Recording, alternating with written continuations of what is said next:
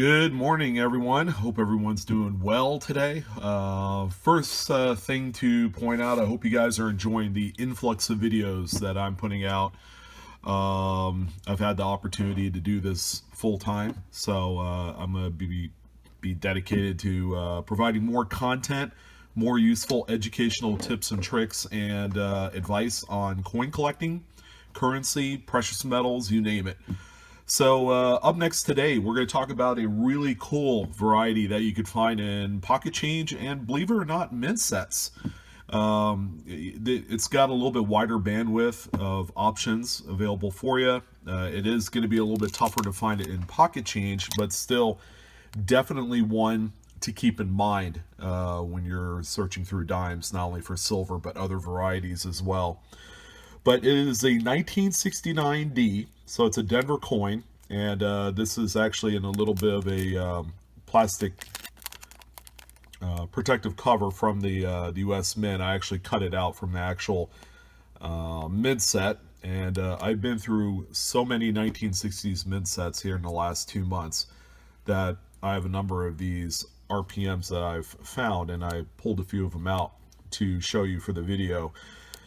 But in any case, this variety is a repunched mint mark, and you're going to have a little bit of the live actual video part of this, but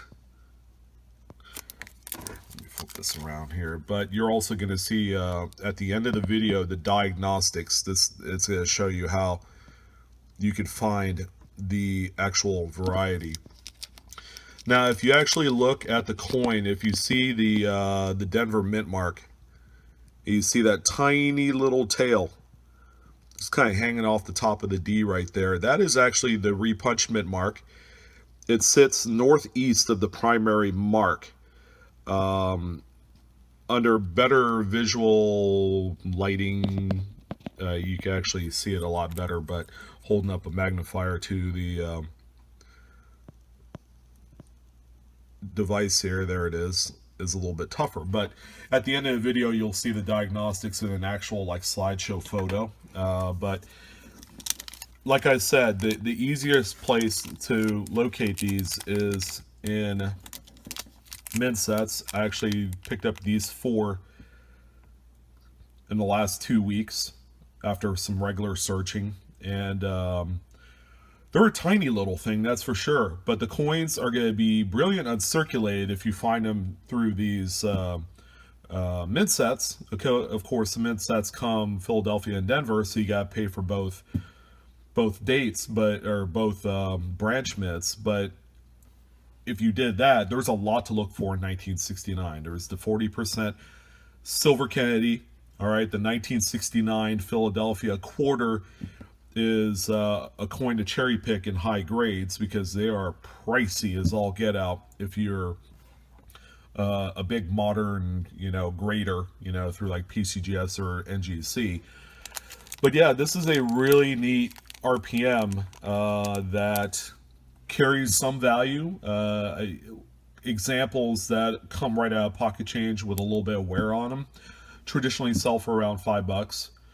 These don't come to market that often because not a lot of people know about it, but it is a recognized cherry picker's guide variety. And for brilliant uncirculated examples, 15 to 20 bucks. Now, talking about raw grades, if you get them graded, they could go as high as $100, $150, in like 66 plus or 67. And the coins are absolutely beautiful enough to warrant that grade.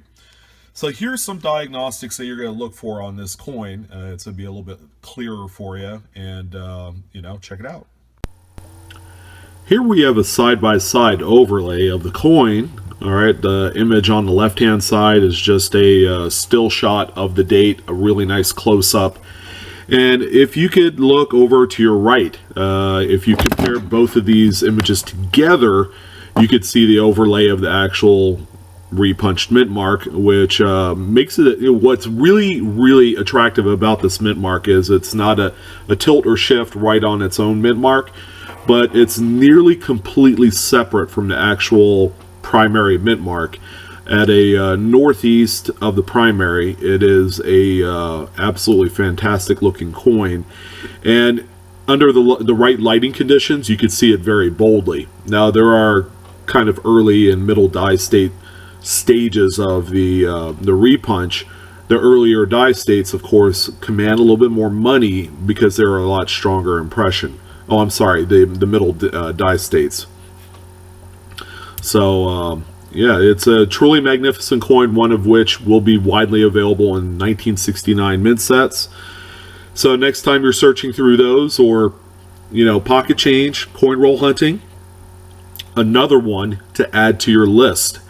So I want to thank you guys again for joining in on this great episode. If you enjoy the content, go ahead and give me a great big like, thumbs up. And if you haven't subscribed to my channel, it's Blue Ridge Silverhound. Come on down, you are invited.